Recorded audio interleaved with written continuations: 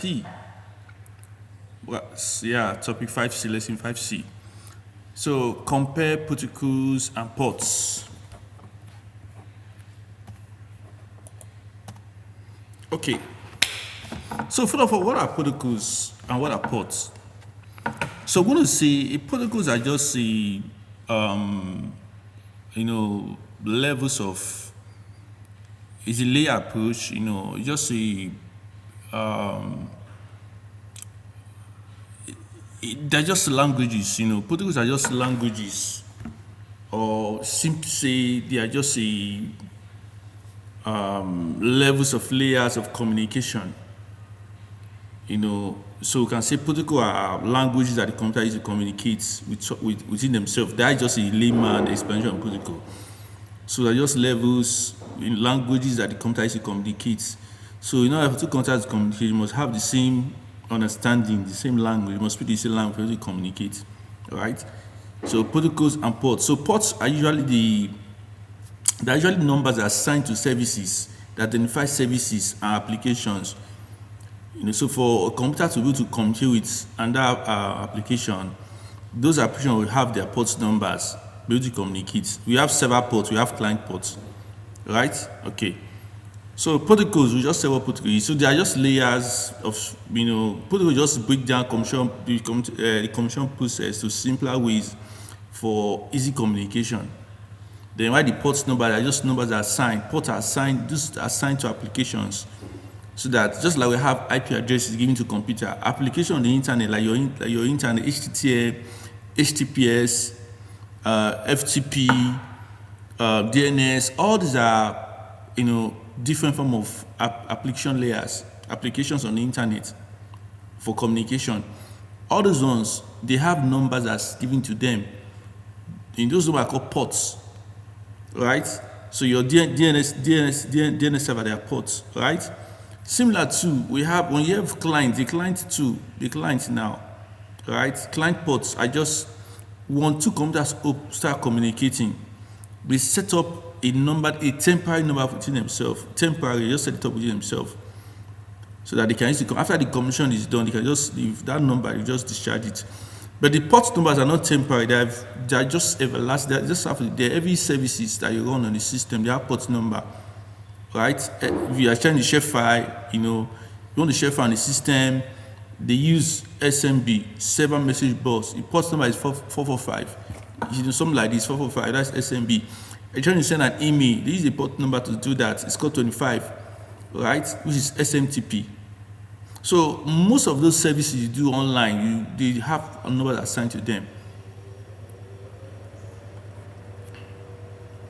So what about a session? Now, each time your device communicates to another system, maybe your device trying to process another information, they establish a session. Now, until that session is complete, right, it's going to be there. That session is going to be there. So until that session is complete, the device is going to see that this system is working on this application or these services. So each time they work on, two devices work on, they create a session within themselves. So many times, hackers can track sessions on the internet, can track it and take over the sessions. So by the end of every session, you should be able to close it, those sessions, so that hackers can be able to track you and be able to, like I say, track sessions, can track the session and take over the sessions for you. So a session like if I'm working on the internet, that's the session that is open down already. So by the time I'm done with the internet, I should be able to close the internet. Same if I'm printing, the session that is open down already. So by the time the print, I should be able to close it down. Right? Okay. So good. So now we have TCP, transmission control protocol. So earlier I was talking about it earlier, right? So let's see now. So now we see it now, TCP. So TCP is a transmission control protocol.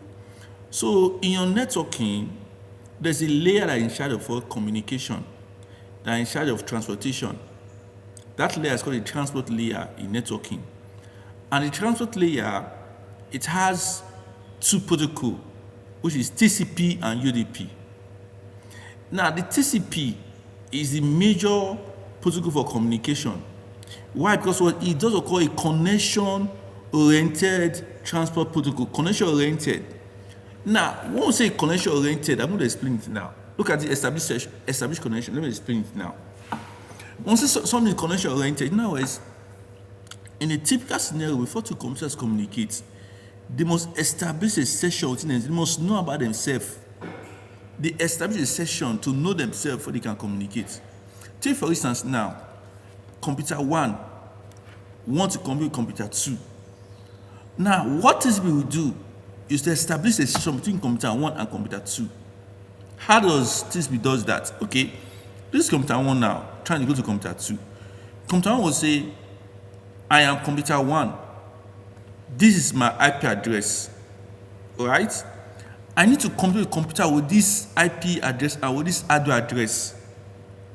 So what happened? TCP we flood, we broadcast that information, that transmission all through all the world device on that LAN. We share it out. If it's a switch, we broadcast to all the switch. So every device on that LAN, all devices, if there are 10 devices, 10 computers on that network, they will receive that information. So all of them will ignore it because it's not from them.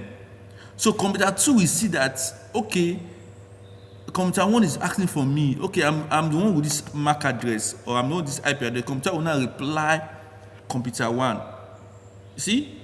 So the first one is the message that computer 1 was sent, requesting for who is this person. The next reply now is computer 2 replying back, I'm this person. Now the other reply now is computer 1 now reply back towards computer 2. Okay, thank you. That's what we call acknowledgement. That's the acknowledgement here. So again, establishment of session, very important. The established session by what? Sending the initial broadcast message to ask for computer 1, computer 2.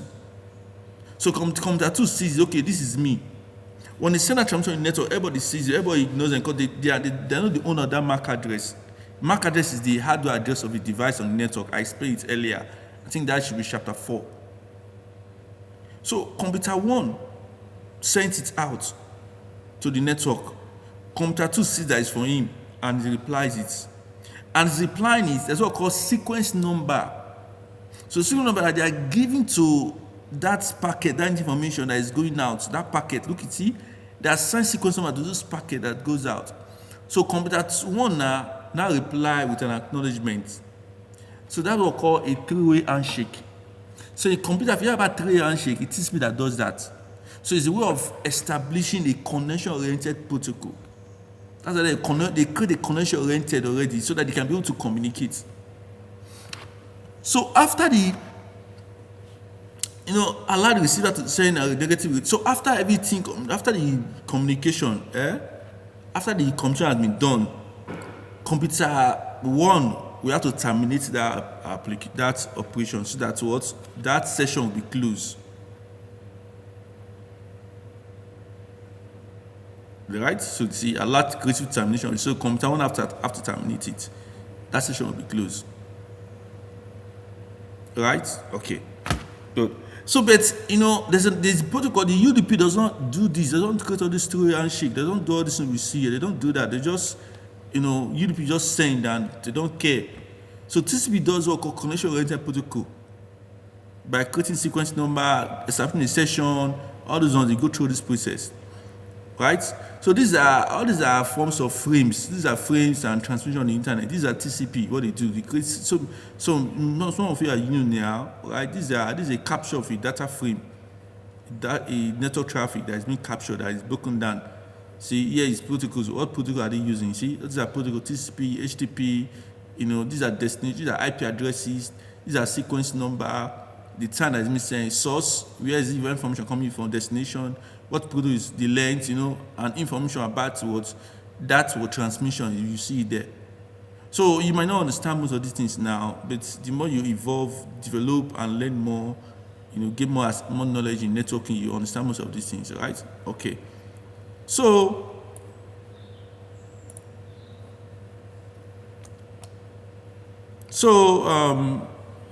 like we're saying, okay. So like we're saying,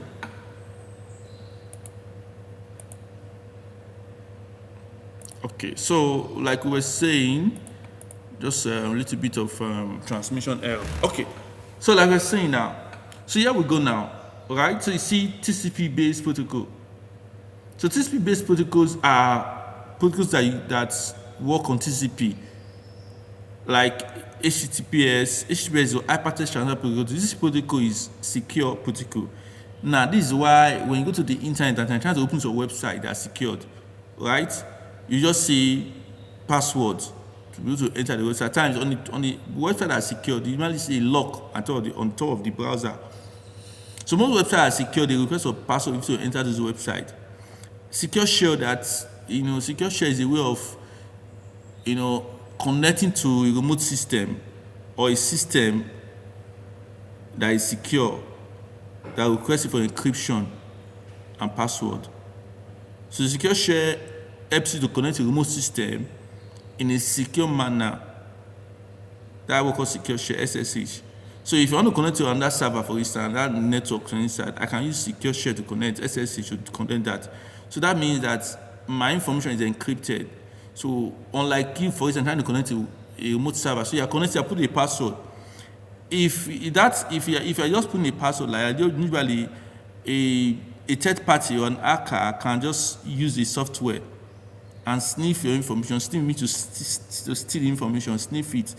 On the sniff that they can see what you are saying, your user saying your password will be there, but SSH will hide it. So when they sniff it, they see that this user's name is hidden, the password is hidden, they are encrypted. So that is secure shell, right? So there are so many TCP-based, so many protocols in TCP, so many DNS, there's so many of them. FTP, so many protocols, so many. Simple network simple management network protocol that there are so many of them, so many protocols, so many. Telnet is one of them, POP is one of them. There's so many protocols that we can talk about, right? So many under TCP, so many protocols. Simple network management protocols, SNMP is there, right? So there are so many of them that we can talk about.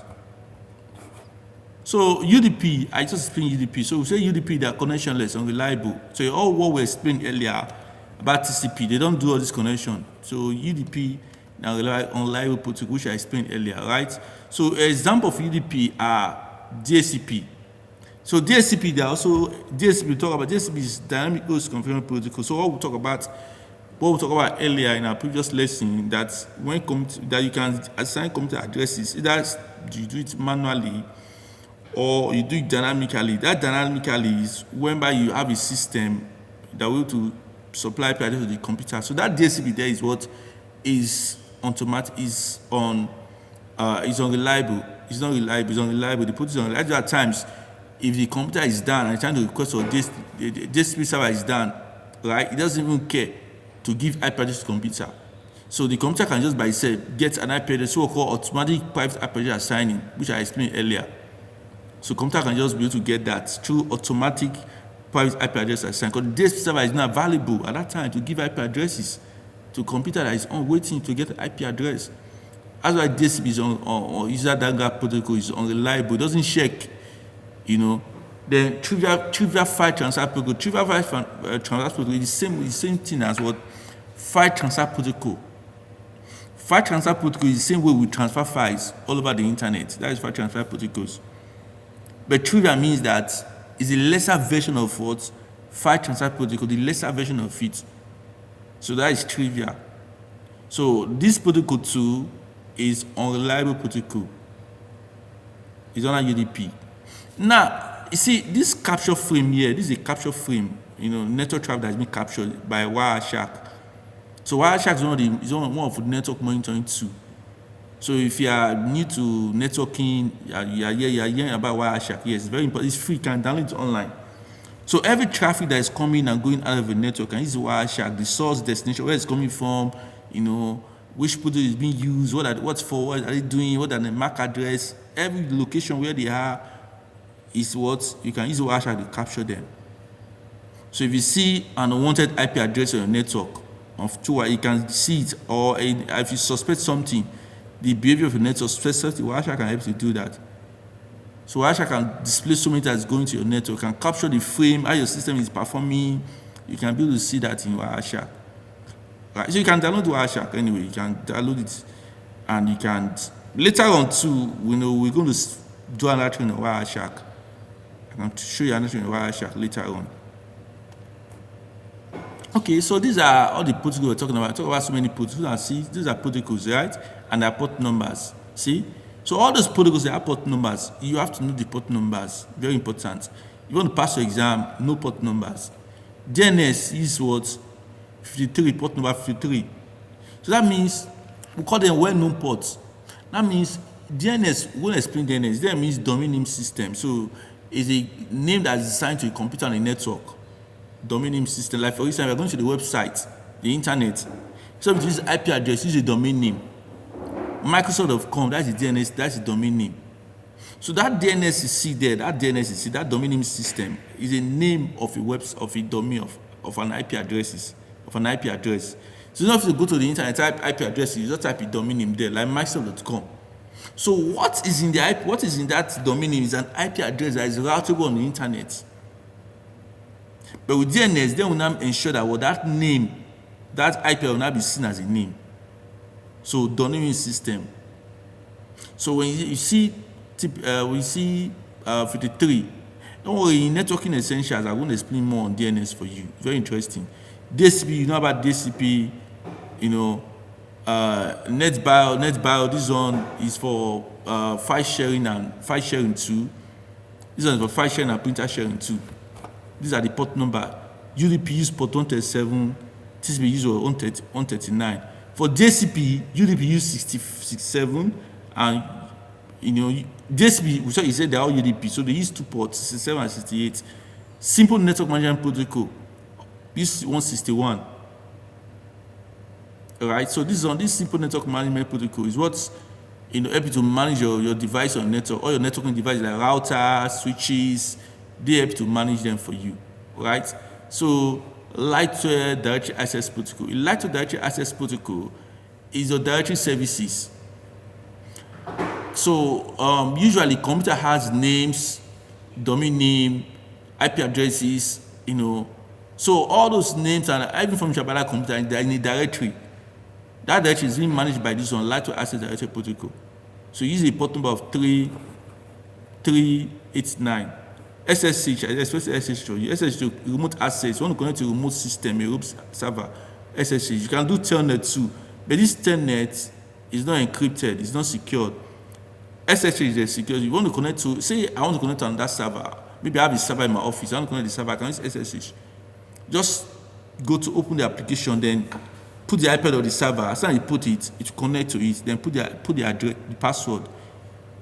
Put this password. As soon as you connect to it, it's secured. So even someone trying to use like Wireshark to see a transmission, the person will see encrypted password. But if you use Telnet, they will see the password, they will see the users and the password, the person to connect to that server. So these are where hackers need to be to get information, so they can be able to access the server too. RDP is called remote desktop protocol. So RDP means you want to share your desktop with somebody else. So you can connect to another person's desktop and be able to work like you are the owner of that desktop. Right? So file transfer protocol. So all these are, so you can study all of them. All these are one after the other. So FTP is for file transfer protocol. You're trying to transfer, you have a huge, large amount of file you want to transfer. You can use FTP to transfer files from one place to another. HTTP is a website browsing.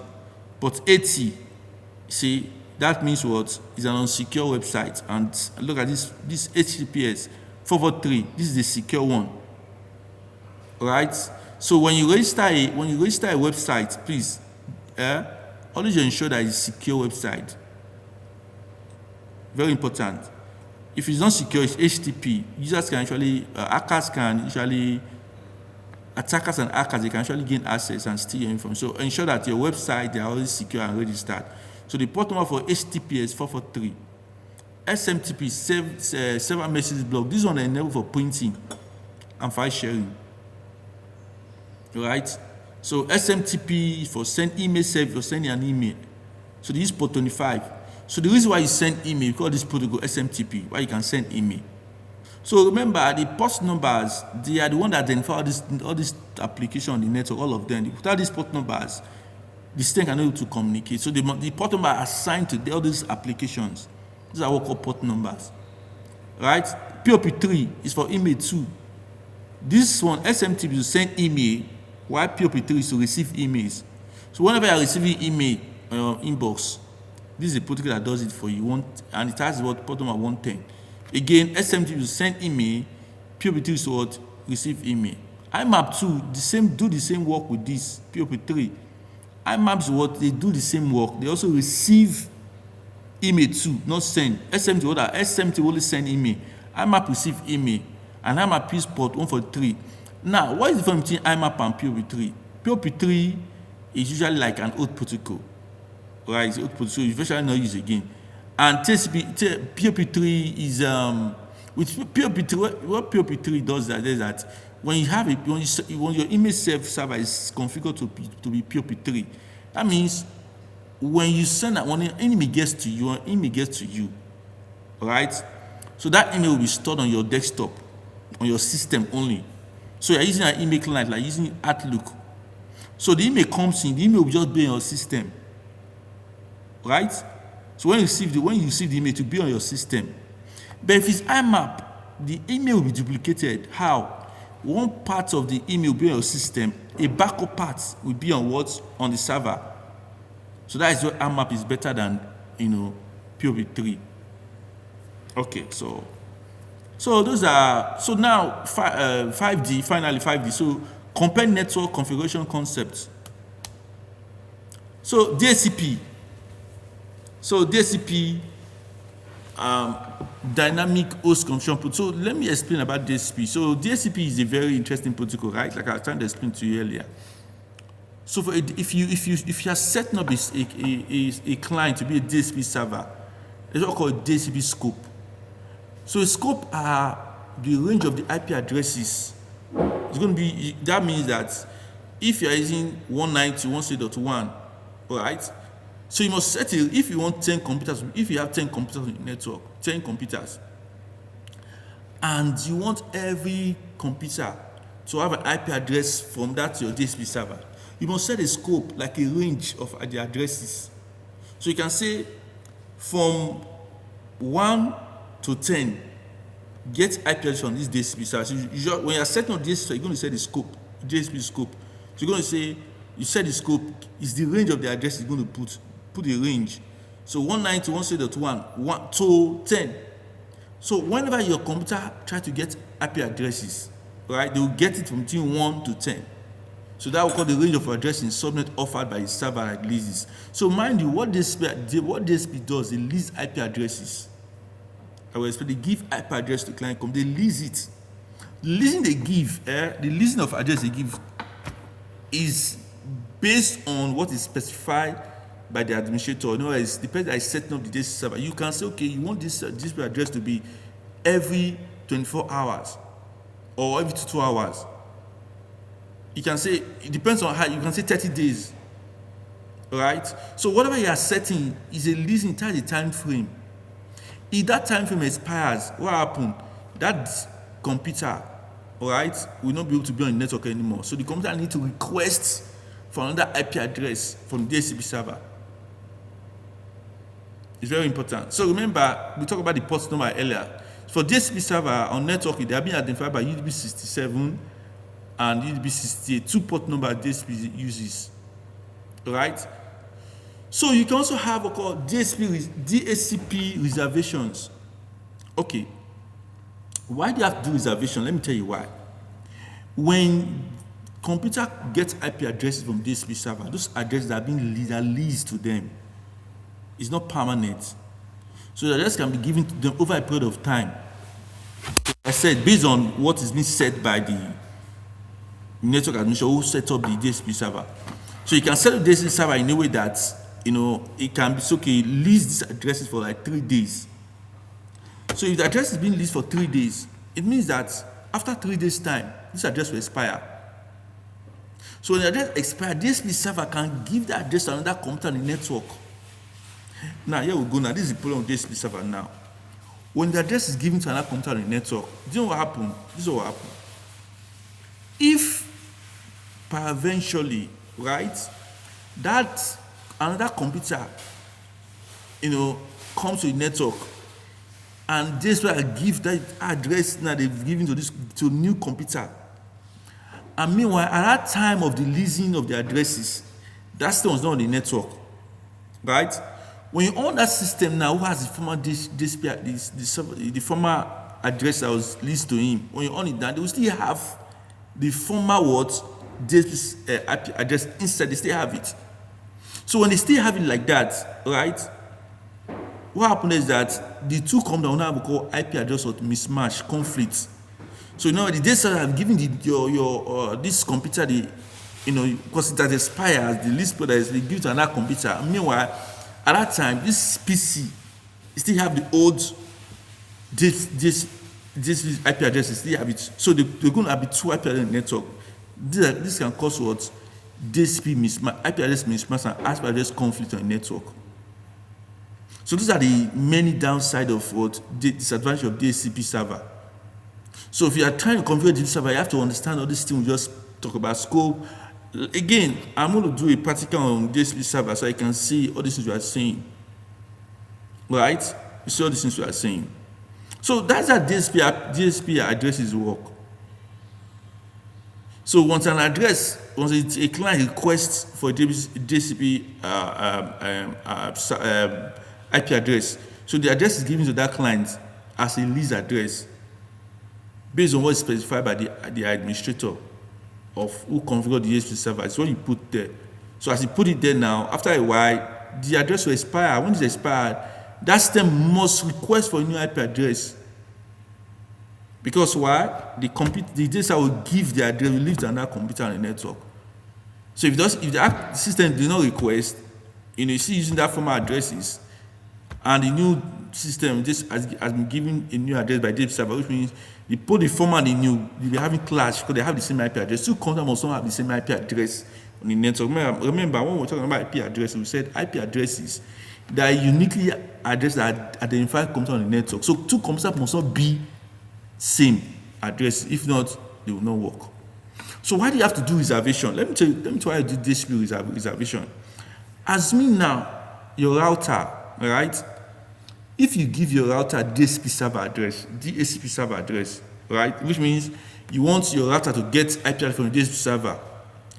The moment your router goes down, right, and the list, according to this, the list spread has expired and your router is still down, DHCP will give your router IP address to another computer, will give to another computer on the network. And your router comes up, and whenever it comes up, you just assume that what is on the network, because it's been down since for a while. We assume that you start working, and this has released the address to another computer. So and your router is on the network. So what happened? Your router and this new computer will now be having clash. Now, what's so important is that once your router is having clash with another computer on the network, because your router is very sensitive, because the router is what goes out and comes in. Now it carries traffic out and brings traffic in. Your router also brings internet in too. That means each time your router is done having conflict like with another computer, nobody can access the internet. So that is why you must reserve. If you want your router to have your IP address from this server, you must reserve address of the router. In other words, don't give your router IP addresses as DHCP. So when you're doing DHCP addresses, what you have to do is to ensure that you reserve some address. So for instance, now you are leasing address between 1 to 10, right?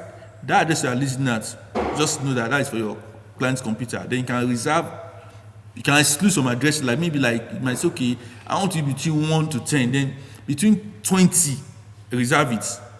20 will not be given to any computer because it's my router IP address. And manually, you can go to your router and put the address by yourself manually, like static IP address on the router.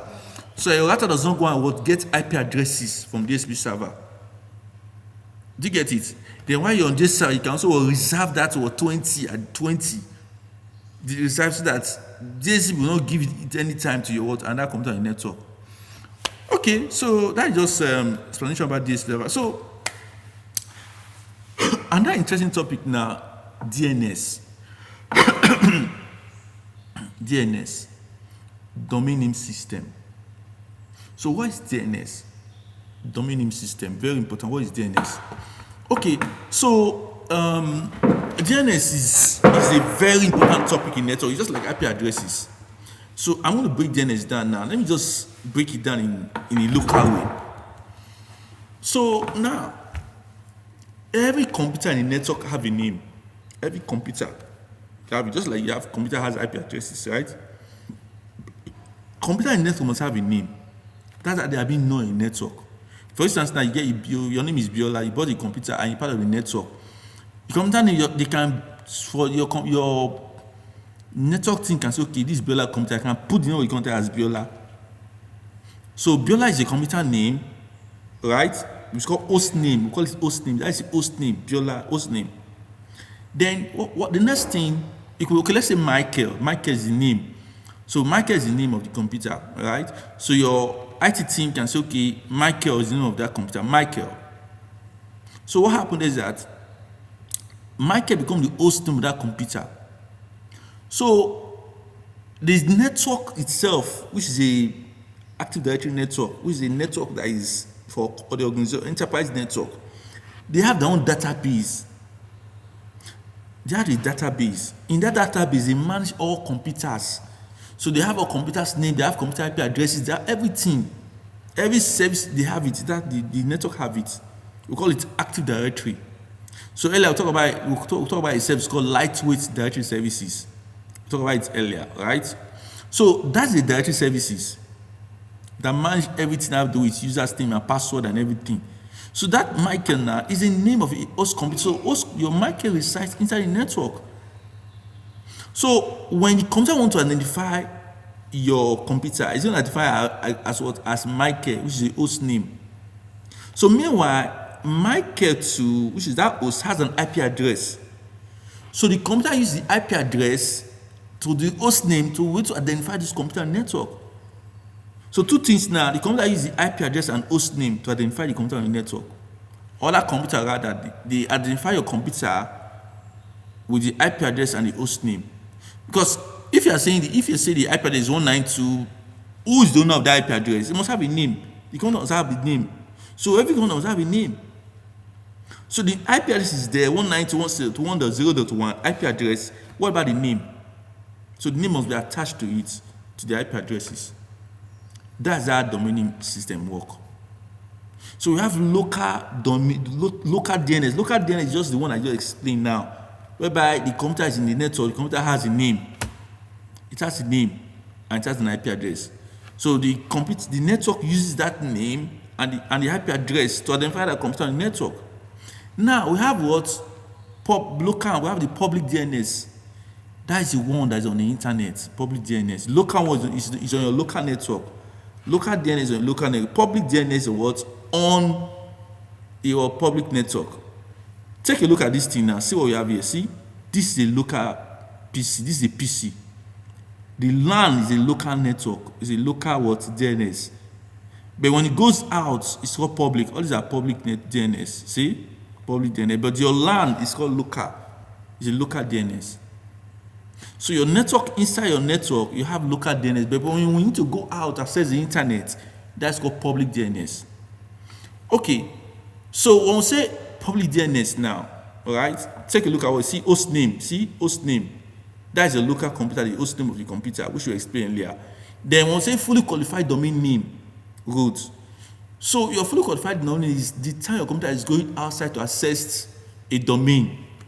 Like you see now, see, PC, COP. That's the domain, COP. All right, see, that's the domain name, subdomain, and these are subdomain under this domain. We'll come back to this. So a public DNS is a internet service provider on the internet, the company on the internet that uses a domain name system. In other words, that address has a registered name on the internet. Take for instance, Microsoft. If you want to go to Microsoft website, just go to the internet, type www.microsoft.com. That takes to Microsoft website. Now, how do you think CompTIA communicates on the internet? How do you think? CompTIA does not communicate on the internet through domain name. They communicate on the internet through IP addresses. I said it earlier. CompTIA communicates on the internet through IP address. So every network you see, every domain name you see, DNS, Yahoo, all those domain names, even your company, it's just a name to identify those company on the internet. What actually happened is an IP address that is being used all over the internet. Right? You know, it's going to be very tough for all of us to say we want to go to the internet, we're typing numbers 192.288.255 every time. You can't remember many numbers. Each time you go to the website, typing numbers. No, it's going to be very tedious for us. That's why the DNS is there. So DNS is just a name, you know, that help towards represent the IP addresses.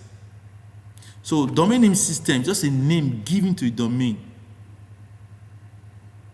Alright, so DNS convert what a domain name to what an IP address. That's what DNS does. It converts the name to IP. So when you put it, say for instance, Microsoft.com, when you put it .com, Microsoft.com on your internet, on your website, you know, you type it there on your address bar.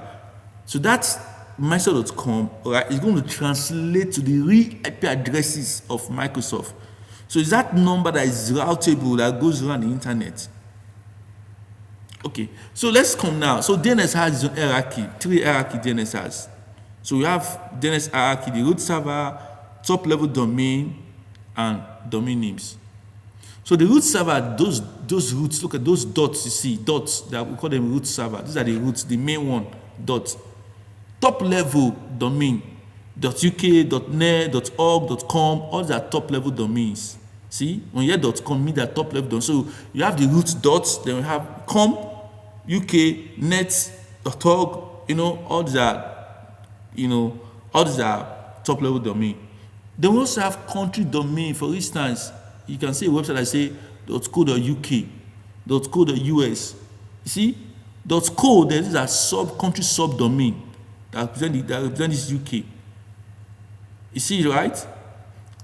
So you can have this is the main domain now, which is like this is our main domain. So you have the top level, you have the domains. Domains are the main name of the company. So you can say Microsoft, the top level .com. So the dot there is the root domain, then the com there is what top level domain. Then you can have a subdomain inside too. Inside the the main domain is subdomain. It something means you have your main domain, you have another domain inside that domain, like a company has another subdomain inside. Call it subdomain. Then of course you can have your PC that connects to the network. Okay, so let's see what happens when CompTIA trying to communicate. Now, let's see what happens. We call it DNS queries. Let's see. Well, I'm sure we understand what DNS is right now, right? If you don't understand DNS, just send me a message on the chat. I'm going to explain further to you what DNS is. I will explain the way you understand. So let's see how DNS operates now. So we'll say DNS queries. Let's see. Now, we're going to say if DNS now, if computer need to go to a website, what happened? Most of the time you want to go to a website, you know what happened when you try to go to a website. So when you want to go to a website, what happened? What is going on is going to be a DNS query. They're going to query if that website's address and if there's an internet, they're going to query it to know if it's on the internet. So this is a process that goes on. How do they query it? The first thing now, your client's computer, that's what happened now. Let's see. This client computer now, so the client is querying this address, you want to go to this, so you just go to your website, your address by type www.515web.net. That's where you're trying to go. What happened? So there have to be a DNS query that will happen to locate that address on the internet. So this is what happened. So client 1 now sends a DNS query to, since the company is on since the client, is on a local network, like you explained. So every computer has a local network where they can go to the internet. So your computer does not go to the internet straight. So it must go through a server, a router. So even your phone has an ISP that it pass through. So every client computer has a local server they have to pass through to get to the internet. Every computer, put your phone, your ISP, if you are using a phone, your ISP, whoever is supplying internet, that's a local server.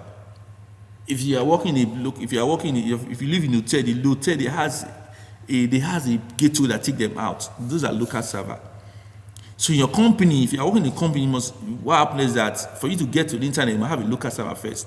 So the first thing now, each time your client time they go to the internet, they first contact a local server, we call a local name server. They contact it to check for what that IP address, or rather this domain, to check for it. So what happens is the local server will now check inside his own database, or rather we can say his own cache of record, and see if there has any address of this type. If they don't have it, right, what happens is what called a recursive query will be done. Recursive, what is a recursive query? A recursive query means that query will be forwarded out until they get to this. They will forward it to another next server. Alright? They will forward to this next server, which is the next server in the hierarchy, right? Who can get the address. So if the next server cannot get the next server, so we also, send it again to another, we send it back to the local server. The local server will send it again to the next available server, on and on like that. We call that a recursive query. So a query that is done on behalf of the client is called a recursive query. So it's done on behalf of the client. Okay, so let's go now. So this is the client now, right? So it goes to 2. Stick look at 2, local server. Local server check, it doesn't have it on the local cache, it doesn't have it. So you're going to perform called a recursive query. Alright, so you contact the recursive query, means you contact another server trying to get the address. So it goes to 3. So what is 3 now? The root name server. That is the .com we said earlier, the dots. So you go to the dots now. When you go to the dots now, request for what? I'm trying to locate this website. So the root server does not have that website. Doesn't have it. So what happens? You send it back. Instead of doing a referral, you send a reply back to the local server who send the first initial request. So the local server says, okay, you don't have it, okay. Local server will now look for the next available server on the hierarchy, which is what? The top level domain, that is .com or .us or .uk or .org. Look for it there to try to see if you can get this one now, this address on it. So the top level domain, look at it. You see, look at it. You also cannot get it there. You now forward it back again to what? The local server. I can't find it. It's not there. So what happened now? At this time, the local server will now go and check what? The normal domain. That's the normal domain, which is called the what? The normal domain. The domain now, like you see, look at it here. See, look at it, domain. See? Now go to this place to go and check. You see domain name. That's gone through here, is not there. Gone through here, is not here. Going through the .com is not there. Now move to .com, domain names. So the domain names, they will now check and see they have this what? 512 web. See, 512, you see they have it there. If they have it, then fine. So look at it. The 512 web name server is authoritative for the domain and returns the request. Also, this time now, the 512 server is, we call it authoritative name server. So which means authoritative name server, it means is the one that will now oh yes, I have this DNS address, I have this DNS address with me, this server for it. So here is it. So now for the IP addresses now to the IP address of this domain, now convert the domain into the IP address and forward it to what? The name server. So what happened? The name server now sees it, look at it, sees it now, and stores the address on his local cache, on his own record. Because this name I'm putting on the record, so that the next time you don't need to go through all these queries. Next time the computer trying to access this website, you don't need to go through as many queries. You just go through the request, just go to the local server. Local server look at his what cache, see that it's there, and just supply the client computer straight up with the website address. Then the client computer just browse. So this time around now, so the address is stored now from here. It's stored on the local cache. It's stored there is 6 here. Then as soon as it's stored, then can now supply with the client computer the website address. So this is how DNS query work. There's another query we call So there's another query too, which I will not explain now. But recursive query is a query that is done on behalf of the client computer. There's another query called interactive queries, but I'm not going to talk about it because it's not mentioned here. I'm not going to talk about it now, so that I don't confuse you. So we have recursive query is a query that is done on behalf of the client. But interactive query, instead of the client to be the query to go through the hierarchy, the query will just be referred. As soon as you get to the local server, it's not C. They will now the query will now be the recursive will now okay, go to 4, go there and see. Then if it gets to 4 cannot resolve it. 4, instead of 4 to send it back to the local server, we just send it to another and maybe .NET, send it to another one, and that's server. Just refer.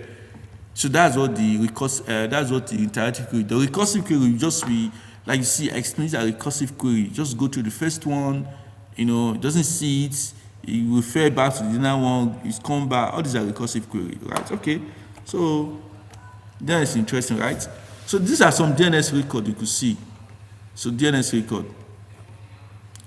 So every DNS, they have their own record stored, right?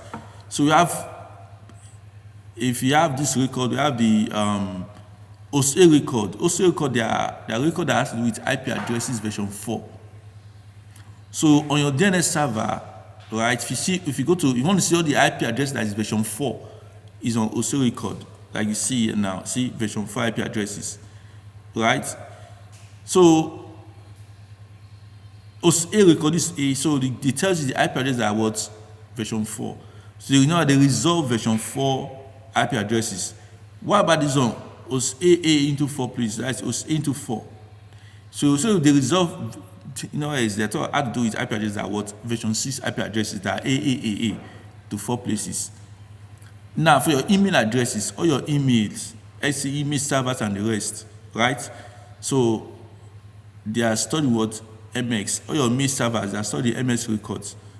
See, identify addresses recording providing email services. So all your email services that's on this record, right?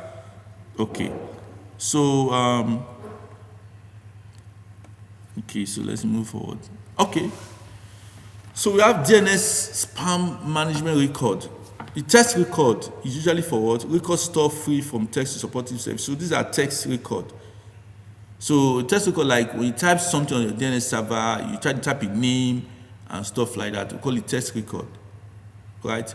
DNS can authenticate data from domain servers. Then recipients can check this record to block unwanted spam messages and spam. So but we also have another one called sender policy framework.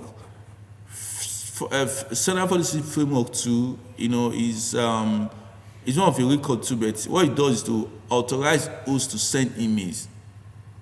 So the sender policy framework, the authorized hosts to be able to send email. So in your network administrator can configure your network in a way that not all hosts can send email. See? So the sender framework can identify hosts who can send email. Then if you're looking at how to create cryptography, you want to validate every email that is coming in. Domain name, identify mails. See? Domain keys identify the mail. So you use cryptography to allow validation of email source. So you want to ensure that email that comes into your network, right, they are being validated. You can use cryptography. Cryptography is a way of encryption. So encryption, there must be a way to decrypt it. So every email that comes in, they might have to be encrypted. All right? They have to be encrypted. And there must be a key to validate those emails. It's the encryption key to validate them. Then we have another one called the domain-based message authentication, reporting and conformance, DMARC. So it's called domain-based message authentication, reporting and conformance. So this one now, this is just a framework that ensures that these two policies are being enforced, are being utilized. That is this one. So if you want to ensure that these two policies are utilized, you use this to enforce these two in your organization. So remember, the standard policy framework helped to identify hosts that can send emails. Why this on this DKIM, right? Ensure that validate every host that use cryptography. Every host must use an encryption key to be able to come in. Okay, so VLANs. So VLANs are virtual LAN. So VLAN is able to you have one network, right? You can create that network into sub-network. We call it VLAN. Break it down to sub-network, call it virtual LANs, VLANs. So it's just the same way as network, but this time now the network are not real. They are virtual network. You don't see them physically, but they exist. So if you have a switch of 18 ports, 18-port switch, so you can say those 18 ports can split into 4 places, maybe 4 departments. So you can put some finance in those 4 ports, and have engineering department, and have 4 ports. You just split it. So what you are doing, you are creating VLAN. So you are saying that this finance department, let them compete with themselves. While engineering, compete with yourself. Other departments, so each of them they are their own VLAN. So when VLANs have been created, it's to help for better network management and to break traffic, so there's no network congestion, and also for security too. So if your network is experiencing so many traffic, you can create VLANs. So VLAN will now break them to the network small parts. That is virtual LANs. Right? So if you study more, if you want to go to more networking, you're going to know more about VLANs. Cisco will tell you more about VLANs. So with your switches, they are virtual LANs. You can create a Cisco switch. You have a switch, you can create VLANs on them. Okay. So that is that. So for VLANs network, remember I said VLANs, all those hosts on the VLAN, each of the LAN, they compete with themselves. If finance now is on the VLAN, maybe VLAN 2, because each VLAN you created, you must give the VLAN a name. So you create a VLAN called VLAN 2. Now I have another VLAN now. Maybe the other VLAN you have VLAN 3. It's for engineering department. So that way, if there are 4 computers on engineering, put the 4 computers on VLAN 2. So you can have other VLANs too. So all these VLANs, they cannot compute themselves. So each department they work independently of other. They can be on network, but they just work on their own because they've created a virtual LAN for them, virtual network for them, so they work on their own. So if I told the VLANs to compute with other computer, then they have to go through the router. So you must configure the VLAN to be able to have access to the router. In other words, give the VLAN access to the router. So give the VLAN the IP address to the router, configure them, then they can be able to work within. All the VLAN cannot work, so you can call to the router. So without router, every VLAN work independently on their own. Okay. So VPN. Most of us we are aware of VPN. So join a local net from a remote location. So you are far away, you are in London, you are trying to go to Manchester. Just use a virtual LAN. Can connect to a remote computer. Like we explained, I say local network is tuning over a public untrusted network. So you are trying to access a network that is not sure, that is not secure. Just use virtual LAN. Or just for security reasons, right? You are working on your computer, you don't want your real IP address to be seen. You can use VLAN. VLAN will just change it. So they don't see that will call tunneling protocol. The tunnel is encrypt your information. They don't see your real IP addresses. That is virtual. That what VLAN does. So VLAN is very important. So the VLAN takes you through, make you access an untrusted network. A network that is not trusted, public network, encrypts all information over the internet. That is VLAN. Right? Okay. So that brings us to the end of lesson 5. So I'll see you in our next video.